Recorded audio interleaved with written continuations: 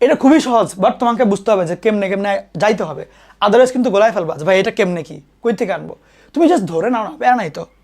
দুইটা অনুবন্ধী অধিবৃত্ত, একটার ইয়ের মান এত, একটার ইয়ের মান এত, প্রমাণ করতে হবে এই জিনিস। এবং দেখো এইটাকে তুমি এমসিকিউ শর্টকাট হিসাবে মনে রাখবা এটাকে, যে অনুবন্ধী অধিবৃত্তের ক্ষেত্রে 1/, একটার উৎকেন্দ্রিকতা স্কোয়ার প্লাস 1/, আরেকটার উৎকেন্দ্রিকতা স্কোয়ার ইকুয়াল টু 1 হয়। এটা অনুবন্ধী অধিবৃত্তের ক্ষেত্রে হয়, এটা তুমি মনে রাখবা।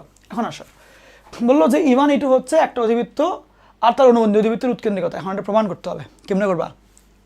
বুদ্ধি করে ভালো পারবা ইনশাল্লাহ, একটু চেষ্টা করো। আসো হেল্প করে দিই। ফার্স্ট কাজ হচ্ছে যে তোমার করতে হবে 1/E1 স্কোয়ার 1/E2 স্কোয়ার, মানে কিন্তু E1 এর স্কোয়ার E2 এর স্কোয়ার লাগবে। তো বলবো যে ধরি একটা অধিবৃত্ত হচ্ছে x square by a square minus y square by b square equal to 1। তো সেটার জন্য আমি যদি এখন এটা ধরলাম হচ্ছে E1, এটার মানটা, তাহলে E1 এর স্কোয়ারটা কত হবে? 1 প্লাস, যেহেতু এটা পজিটিভ তাহলে a স্কোয়ারের নিচে b স্কোয়ার উপরে। তো ক্যালকুলেট করলে আমার আসা হচ্ছে নিচে a স্কোয়ার উপরে a square plus b square. সেই ক্ষেত্রে 1/E1 স্কোয়ারের মান হবে হলো a square by a square plus b square. সেমভাবে ধরে নাও এটা এটার অনুবন্ধীটা হলো এরকম y square by b square minus x square by a square equal to 1।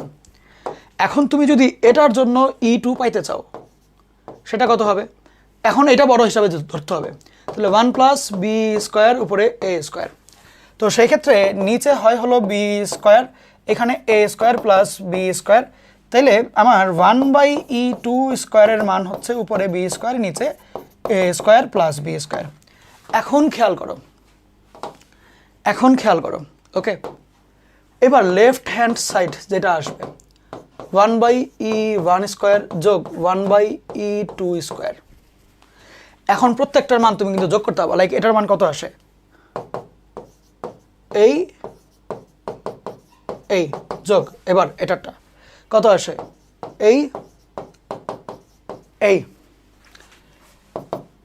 নিচে a square plus b square a square plus b square equal two এই যে 1 চলে আসলো রাইট হ্যান্ড সাইড।